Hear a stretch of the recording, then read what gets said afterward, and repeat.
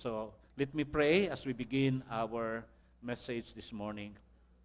Lord, kanimo lang ang dungog ug ang himaya sa imong gihimo sa among ministry dito sa Duhali sugod niadtong Huwebes hangtod karon. Salamat sa mga kalag Ginoo nga nakaila kanimo nga ilang ginuog manluluwas ang among pag-ampo nga naa gyud sa ilang kasing-kasing ang tinguha nga motubo sila spiritually o gamiton nimo Ginoo kini nga iglesia aron sa pag-nurture kanila o pag-guide kanila Ginoo to become mature in the service of the Lord.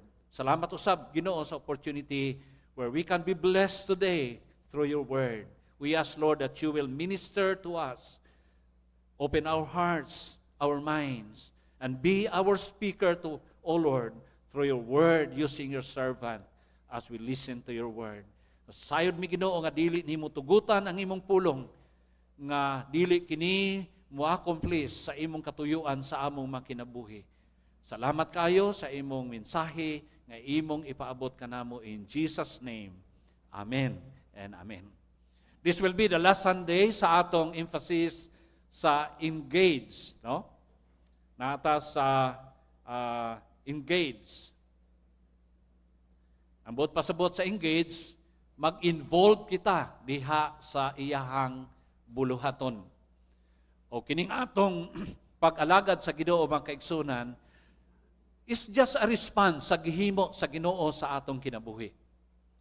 Ang atong kinabuhi iyaha sa Ginoo, ang kaluwasan nga atong nadawat iyaha sa Ginoo, ang atong kusog iyaha sa Ginoo, ug ang tanang mga panalangin nga atong na-enjoy iyaha ning tanan sa Ginoo. We're just giving this back to the Lord aron nga mabenepisyuhan ang iyahang buluhaton o ang iyahang gingharian dinhi sa yuta. Og nining buntaga makaigsunan, atong isgutan ang mga benepisyo, pipila sa mga benepisyo sa atong paghatag nga matinumanon. Okay? And I'm pretty aware. At the start, gusto na ko sultihan kamo nga nasayod ko nga kini usa ka sensitibo nga area sa kinabuhi sa Kristohanon. Nga dunay mga tao nga when they listen to the preaching about giving, ang uban kanila ma-offended sila, no? Ma-offended sila. We had an experience in our previous ministry. Gusto na ko i-share kaninyo nga we had a series of stewardship messages. 3 ka bulan, usa ka quarter. Grabing wali mahitungod sa paghatag. And then at the end sa among series, nag-invite me og usa ka Christian nga economist. He is a graduate sa Ateneo and head of the economic director siya sa School of Economics sa Ateneo de Manila University. Nindot kaya mensahe. Pero nahibulong ko, pagkahuman sa among series, we look at the income, mibaba ang among income. So what happened? We expected nga, ma-challenge sa mga anak sa Ginoo, og muhatag sila, mo-participate sila, pinaagi sa paghatag. Pero what happened? And during our deliberation sa among CMT evaluation, we found out nga daghang nagreklamo. Kaya ingon nila, sige lang magwali mahitungod sa hatag, no?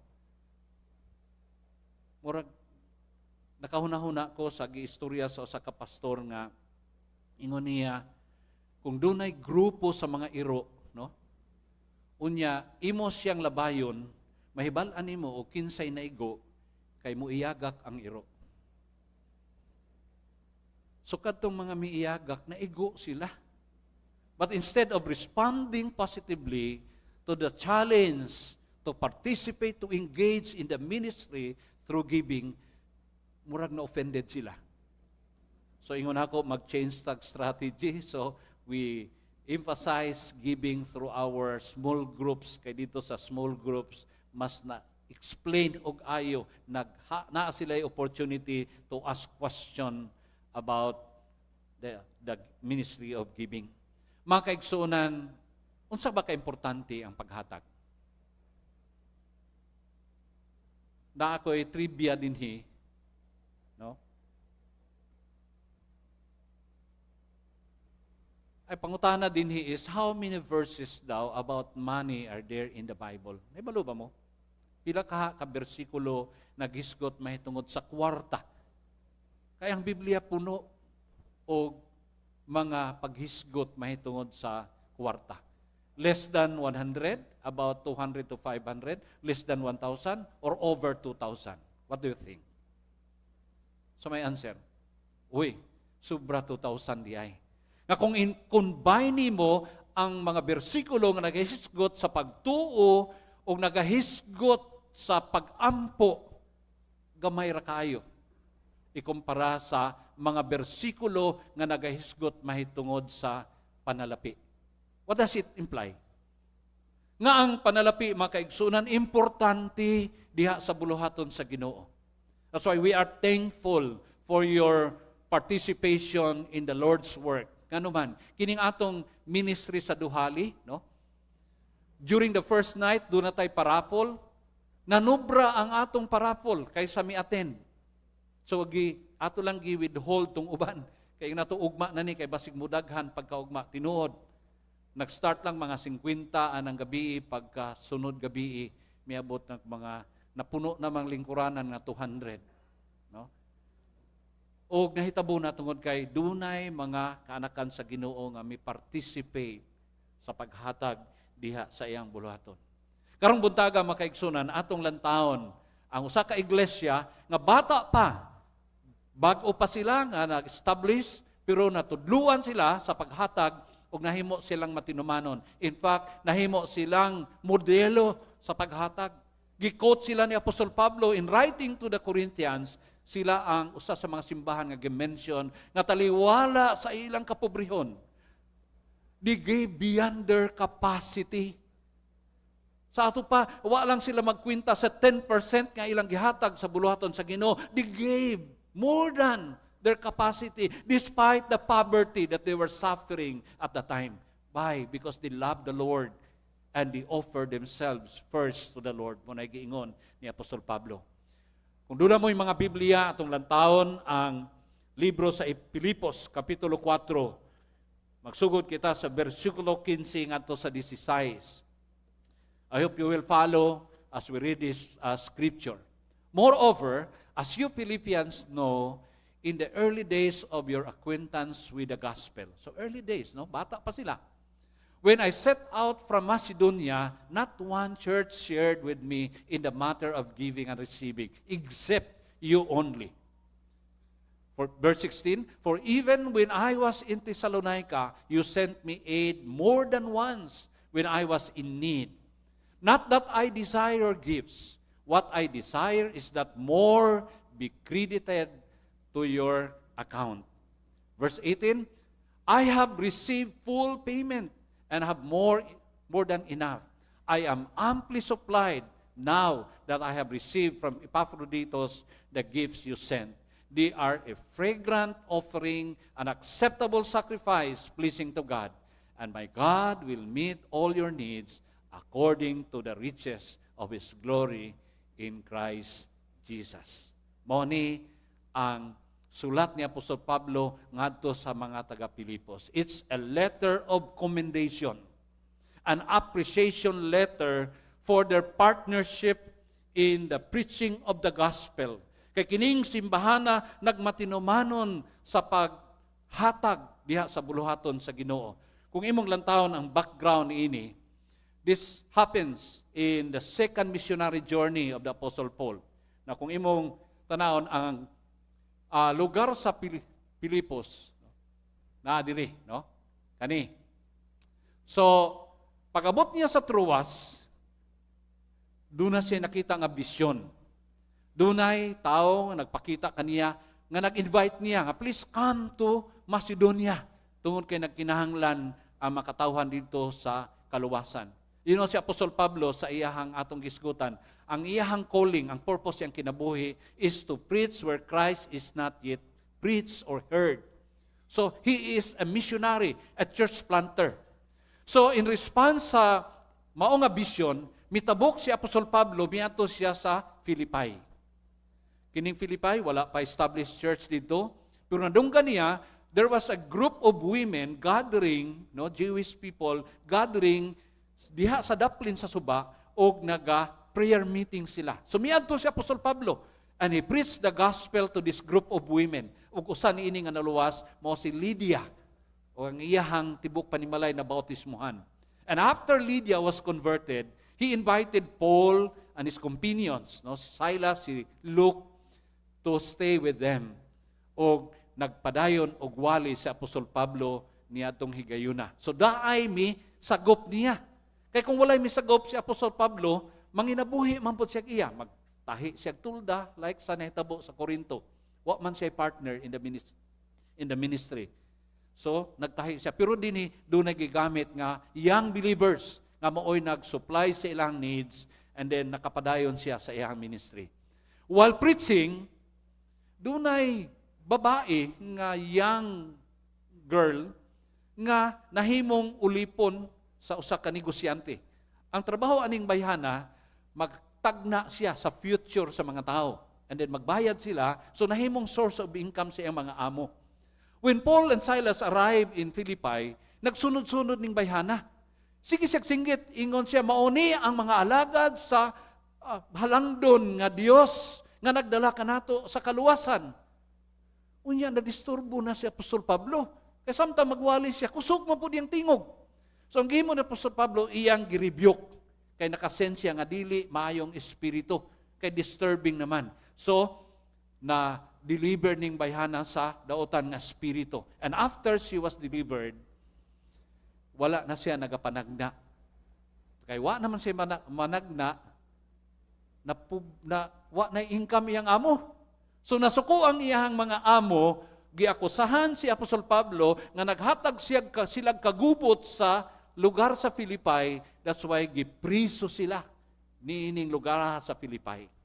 And while in prison, in Acts 30:31, miabot ang kusog nga linog kay nag-praise and worship man si Paul and Silas singing praises to the Lord.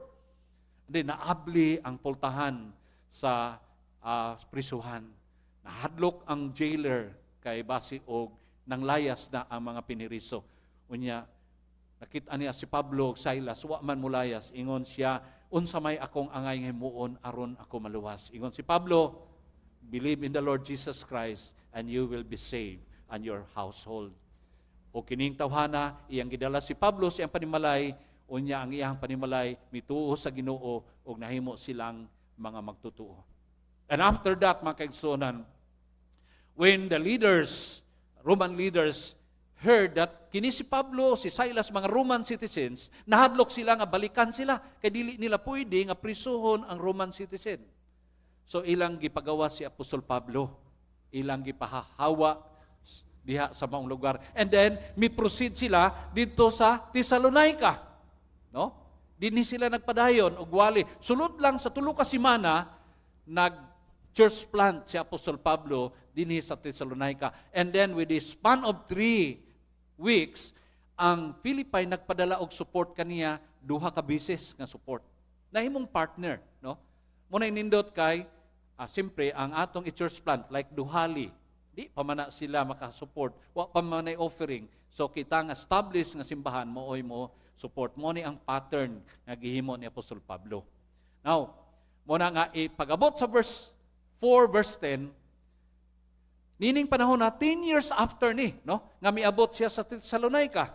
Naa na siya sa prisuhan sa Roma at this time.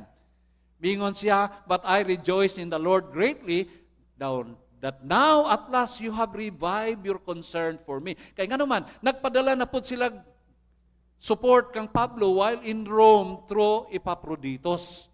Og nadawat ni Apostol Pablo, og nagpasalamat siya, mao hinungdan nga iyang gisulatan ang mga taga-Pilipos ni ining letter of the book of Philippians. Mo ni ang konteksto ni ini mga kaigsuonan.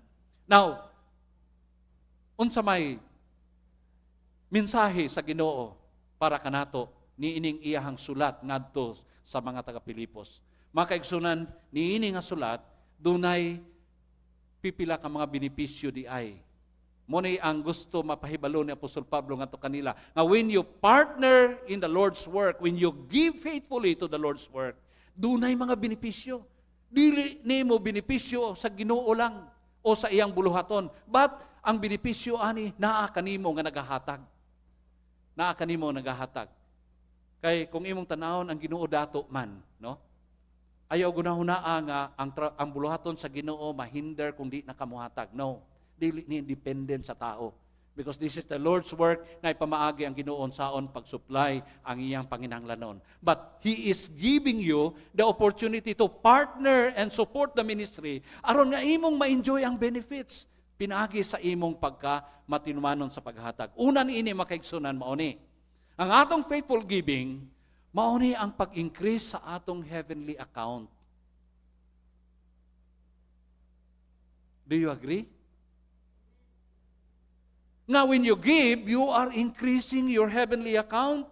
Normally, when we give, we think nga, makuhaan ta. Labi na, maayo ta mo budget. Humana ta, muhatag og tithes. Unya, ato nang gi-budget sa atong mga panginahanglanon sa balay, estudyante, uban pa nga mga needs. Unya, dunay challenge nga kita mo involved sa buluhaton sa Ginoo. Makaingon ta, uy, sobra-sobra naman ni, wa naman ko'y mahatag, no? Kulang naman ni akong kwarta. Muna atong mahuna-huna. Apan ang giingon ni Apostol Pablo din mao ni, ingon niya, not that I seek the gift itself, no? Dili tungod kay nagkinahanglan ko sa inyong gihatag, but I seek for the profit which increases to your account. Mga kaigsunan, nag-enjoy si Apostol Pablo sa panalangin, dili lang niya gihunahuna nga he is in need. Kay kung imong balikan pagbasa ang bersikulo 11, iyan ang gisulti dito nga I learn to be content. Nakontento ko sa kawaladon, sa kahayahay. Kung wala, salamat sa Ginoo. Kung duna, praise the Lord. Nakatuna na niya nga kinabuhi. Pero ingon niya, dili tungod kay nagkinahanglan ko sa inyohang sa maong gasa. Apan ang ayang gihunahuna mao ang benepisyo nga mobalik sa mga tao nga naghatag. Muna siya nag-ingon, I seek for the profit which increases to your account. Now, again, mga kaigsunan, kini nga principle, dili nigikan kang Apostol Pablo. Asa man nigikan? Una nigikan kang Ginoong Jesucristo. Gi-emphasize ni Ginoong Jesucristo sa iyang Sermon on the Mount. Unsa may giingon ni Ginoong Jesucristo in Matthew 6:19-21. Ang iyang pahinumdom, ingon niya, do not store up for yourselves treasures on earth where moth and rust destroy and where thieves break in and steal. But store up for yourselves treasures in heaven where neither moth nor rust destroys and where thieves do not break in or steal. For where your treasure is, there your heart will be also. Now dinhi naga-emphasize ang atong Ginoong Hesukristo og paghatag. Mo ning gi-reiterate lang ni nga principle ni Apostol Pablo. Notice dinhi nga ang atong Ginoong Hesukristo is not against investment mentality. Dili siya against niya na. In fact, He admonishes us to store up treasures, magtigom tagbahandi. Apan ang iyang warning kanato nga dili ta magtigom og bahandi niining kalibutan na. Kay ngano man, naghatag siya rason nganong dili ta kinahanglan magtigom og bahandi niining kalibutan na. Tungod kay ingon niya, it will not be safe. Your investment in this world will not be safe. Ang iyang gimension sa ilang kapanahonan kaniadto, ang dunay mga anay, dunay mga taya, ug dunay po'y kawatan. Siguro sa atong kwarta karon di naman na anayon, no? Di naman na matayan. Pero kawatan dili pata safe. Mga scammers dili pata safe, no? Uban pang mga pamaagi sa kalibutan nga mawala ang atong investment. Giklaro din ni Ginoong Jesucristo nga ang treasure nga atong tigumon sa langit ato ning gipadala ahead of us. We are sending this ahead of us that everything we put in God's hands will be ours for eternity. Walay mawala niini mga kaigsuonan. Unlike sa atong mga natigom nga kwarta dinhi sa bangko, no? Aware ba mo nga ang inyong kwarta is insured up to 500,000 pesos only? Now, if you save in the bank mga 10 million, kung mabankrupt ang bangko, ang ihatag sa PDIC sa imuha, ang Philippine Deposit Insurance Company, is only 500,000. Apan kung imong i-invest kini, alang sa buluhaton sa Ginoo, sa kingdom of God, this will be insured for eternity.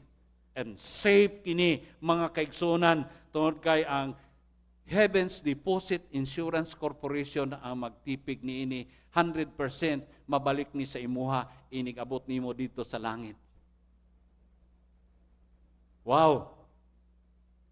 I'm glad na I'm part of TAGSI, a church where putting our treasures where God is at work. Muna nga, say, mangutana sila, kumusta man ang inyong building diha sa TAGSI? So, ingon ako, di pamangyod kaayo nindot, no? Kay, dili man na mao'y among prioridad. Kay karon manggod na ay mga pastors, inig mag-abot-abot sila, ang ilang hisgutan, pila may imong attendance, pila may imo, unsa man kadako imong building, unsa man kadako ang inyong kas. Murag EBC, mo i-focus sa diskusyon. Salamat kay kita nga TAGSI, wala ta naghunahuna ana. What is important to us, mga kaigsunan, ang mga kalag nga kinahanglan nga makadawat sa kaluwasan. So we are investing our money dili sa atong building, no? Wala tay dagko nga tigom diha sa atong bangko. Pero doon na tay upat nga gisuportahan nga church planting. Ikalima na ning duhali.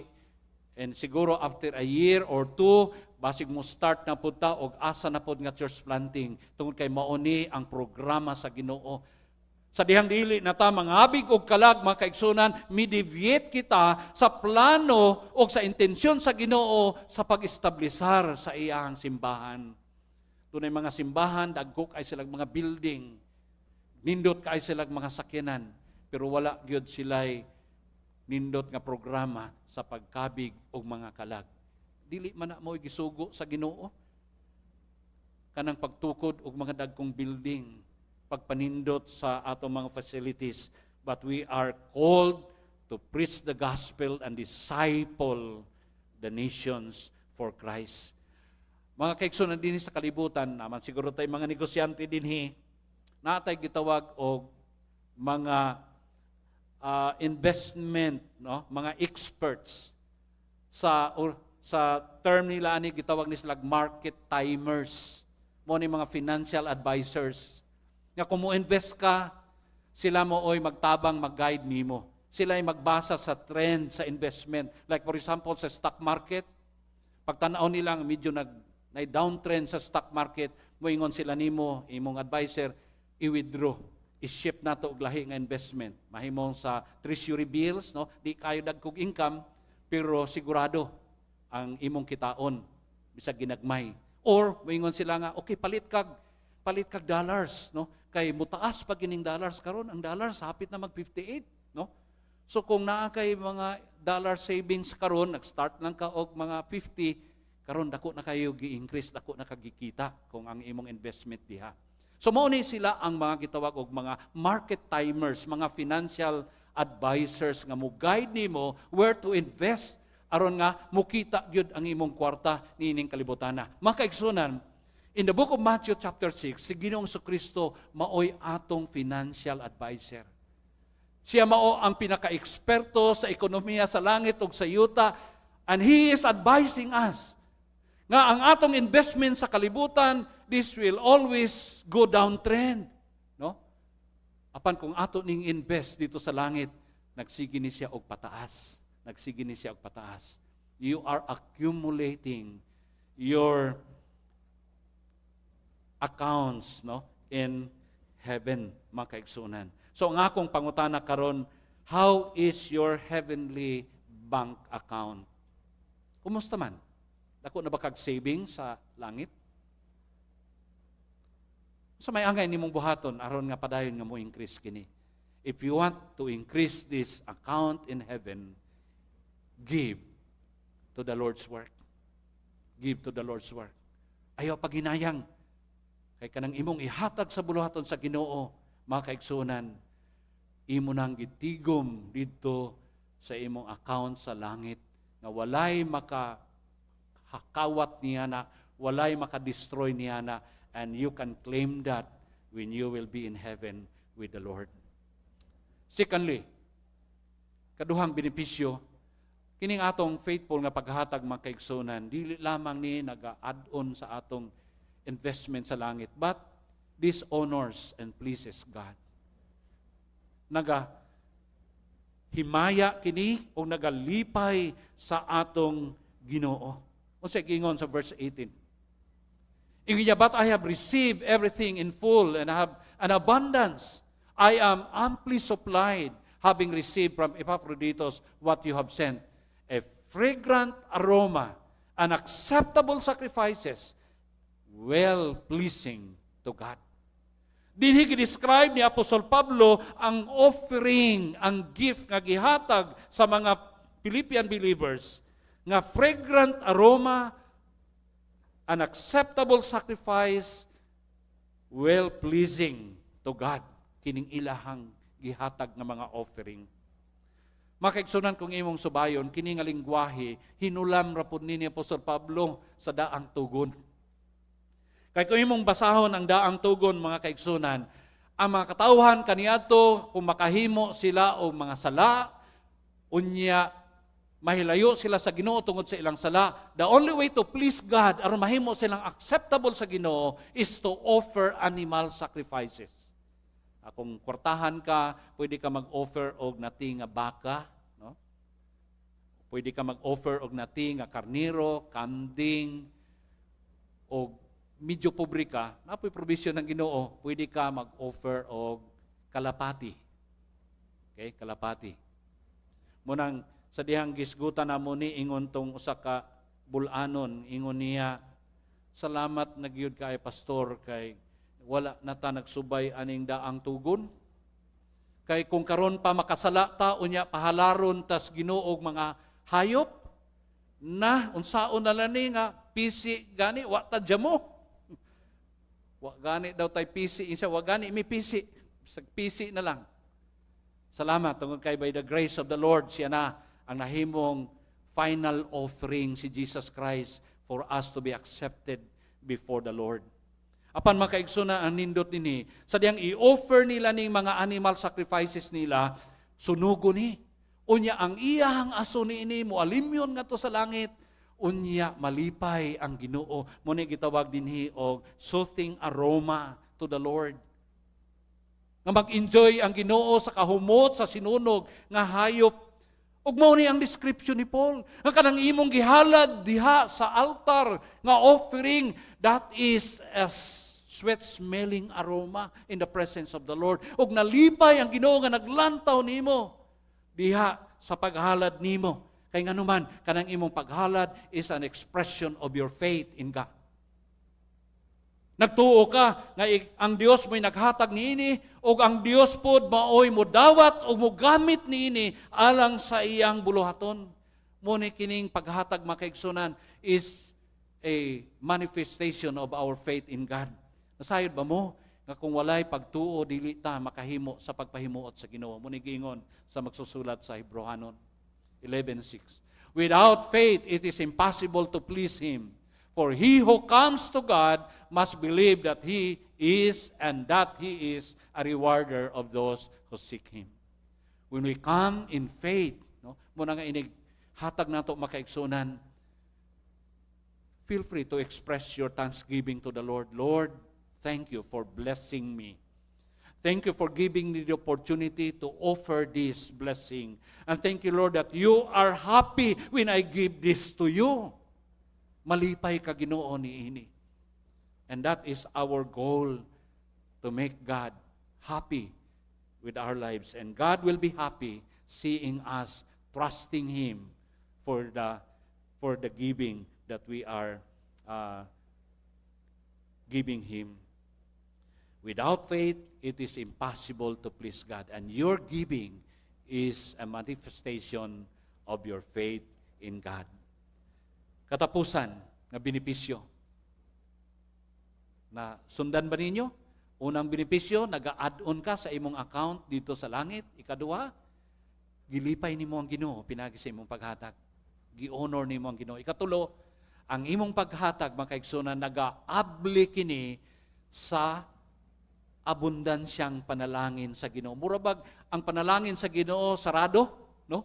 Pero sa diyang mihatag ka, imong giablihan, gianlak nimo ang mga panalangin sa Ginoo aron nga iyang ibubo ang iyang mga panalangin. Munang giingon niya sa Malakay nga wala na unyay kasudlan tungod sa abundansyang panalangin sa Ginoo. Sa may gisulti sa verse 19.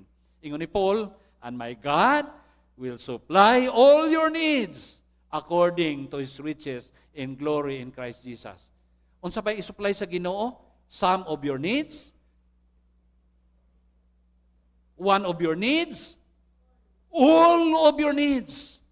And it is God who promised this according to His riches. Dili lang kay He will supply based on His kay dunay mga sobra-sobra nga panalangin. Kung unsay resources sa Ginoo, mo nay available para kanimo. Apan, wait. Applicable ba ni sa tanan? Unsa may context niini? Asa man ni gisulti ni Paul? Sa mga taga-Pilipos nga matinumanon, nga naghatag, nagasupport sa buluhaton sa Ginoo. So kung wala ka nagtabang sa buluhaton sa Ginoo and you are not faithfully giving, this is not applicable for you. Sorry to say that. Apan mo ni context niini makaigsunan. Gisulti ni Pablo as part sa iyang commendation sa ilang pagkamatinumanon sa paghatag. And he assured them nga dato nga Dios mutagbo sa inyong tanan nga gikinahanglan. Ang verse 19 mga kaigsunan, promise to supply all our needs. Wala ni nagsulti nga himuon tang dato sa Dios. Wala ni nagsulti mga kaigsunan nga mo-overflow ang panalangin. Aron nga mopalitag mga sports car, doon natay helicopter, doon na natay eroplano, magpatukod ta og kingdom. No. Ang isupply sa Ginoo ang ato lang needs. Unsa may atong mga basic needs? Pagkaon, clothing, paeskwela sa atong mga anak, no? Uban pa nga mga kinahanglanon gisaad na sa Ginoo nga iyang isupply kanato mga kaigsunan. Unsa may promise sa Ginoo, God will bless those who give. Dili siya mo bless sa mga wala gahatag, no? Kay ingon sa Proverbs 3:9 and 10, honor the Lord from your wealth and from the first of your produce, so your barns will be filled with plenty and your vats will overflow with new wine. Sa diyang muhatag ta mga kaigsunan, punon sa Ginoo ang atong mga panudlanan. Munay saad sa Ginoo. Dunay irony sa paghatag. Ingon dinhi sa Proverbs 11:24, there is one who scatters and yet increases all the more. And there is one who withholds what is justly due and yet it results only in one. Kining isa, sige scatters, hatag. Pero, mas the more nga gipanalaginan. Pero kining isa nga, grabe kayo mukupot. No? Yun pa sa kapastor, kining atong kuptan ning panalangin, no? Di nato i-release, dili nato madawat ang ibubo sa Ginoo. Kay muawas man, pinuin our hands are open to share. Aberto pud ni nga mudawat sa ibubo nga panalangin. I'd like to tell you, there's a study nga medyo na-struck ko. Sa study nag-ingon nga, walay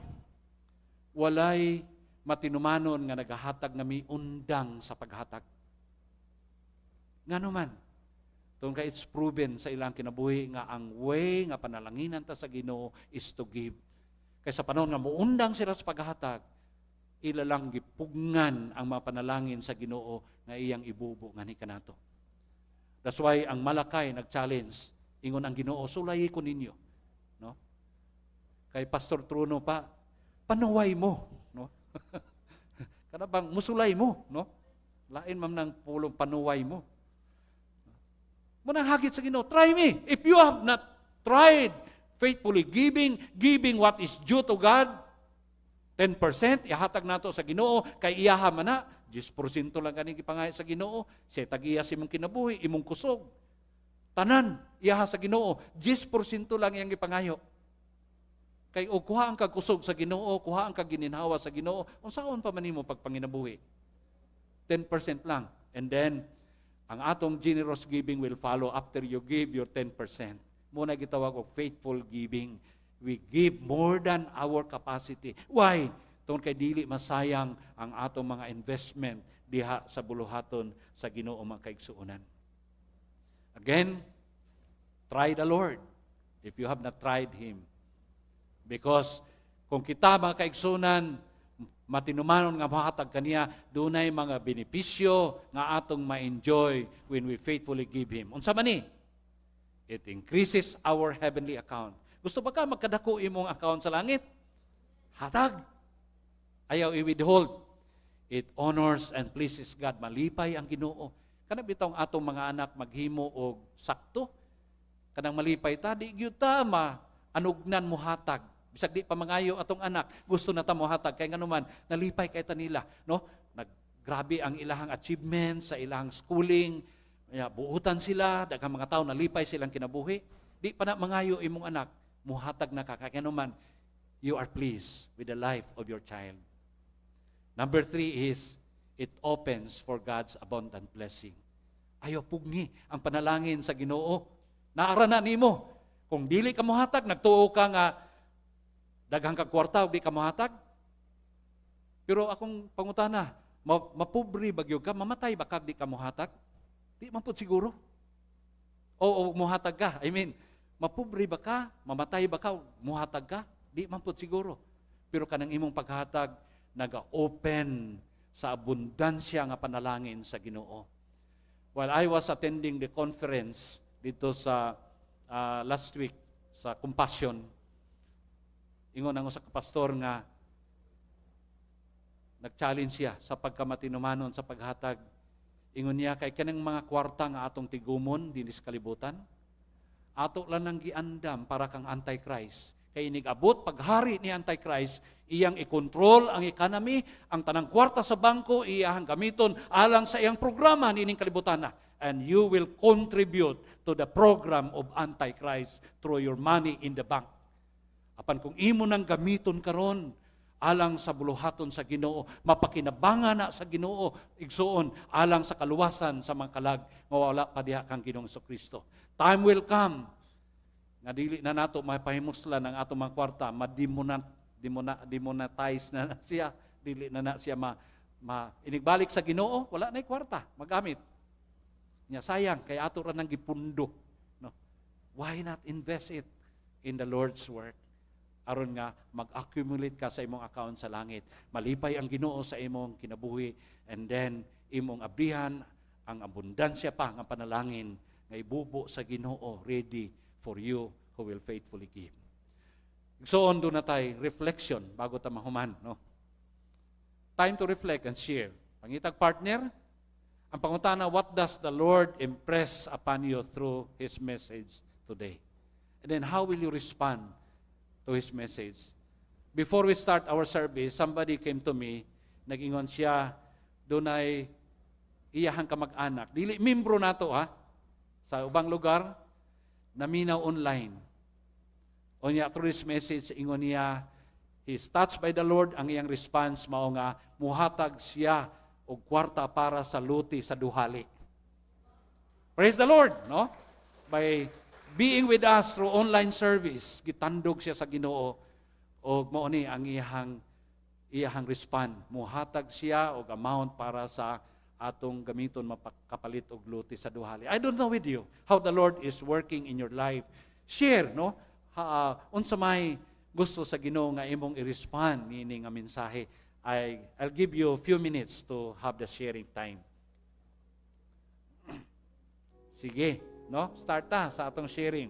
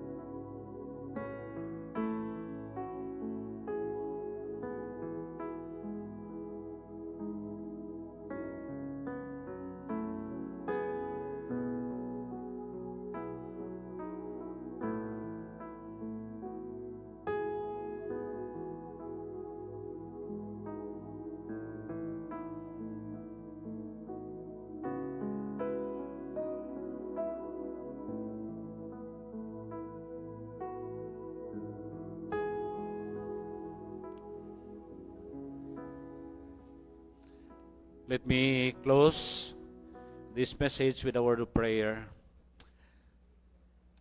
Heavenly Father, we thank you for saving us and for calling us, Lord, to be your servants, to be involved in your ministry. Sa nagkalaing pamaagi, Ginoo, kami magamit nimo. But every one of us nga nakadawat sa imong mga financial blessings, doon na may kahigayunan sa pag-participate, Ginoo, sa imong buluhaton pinagi sa paghatag. Salamat, Lord, tungod kay ikaw nagasaad nga kining among ihatag sa imong buluhaton. Lord, magamit ni alang sa kauswagan sa imong ministry dinhi sa yuta, Ginoo. And this will be our investment up there in heaven. Salamat, Ginoo, tungod kay pinagi niini malipay ka nga maglantaw namo nga magmatinumanon sa paghatag sa imong buluhaton o pinagi niini usab, Lord, mao ni ang mag-aabli sa daghan pang mga panalangin nga imong ibubo sa imong mga kanakan. Lord, unsa man ang ilahang response, Ginoo, sa imong challenge karon. Lord, silyuhi kini pinagi sa imong balang Espiritu Santo.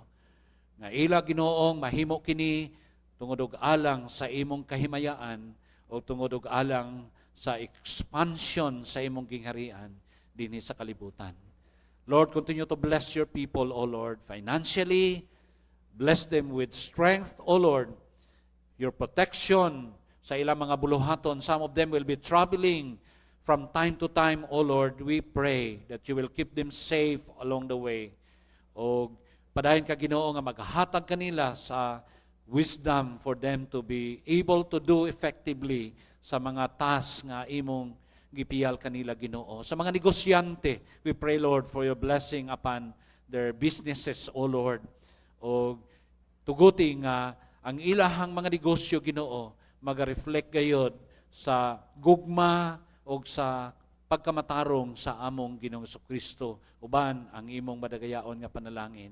Sa mga empleyado, O Lord, in private or in government, continue to bless them, O Lord. Bless them with good health, bless them with strength, O Lord, and bless them with a life that will become a channel of blessing sa ilang mga superiors, sa ilang mga subordinates, Ginoo, sa ilang mga co-workers. Lord, mahimo gayod nga panalangin ang ilang mga kinabuhi. We thank you. We bless your name. In Jesus' name we pray. Amen and amen. Mayong buntag kanatong tanan.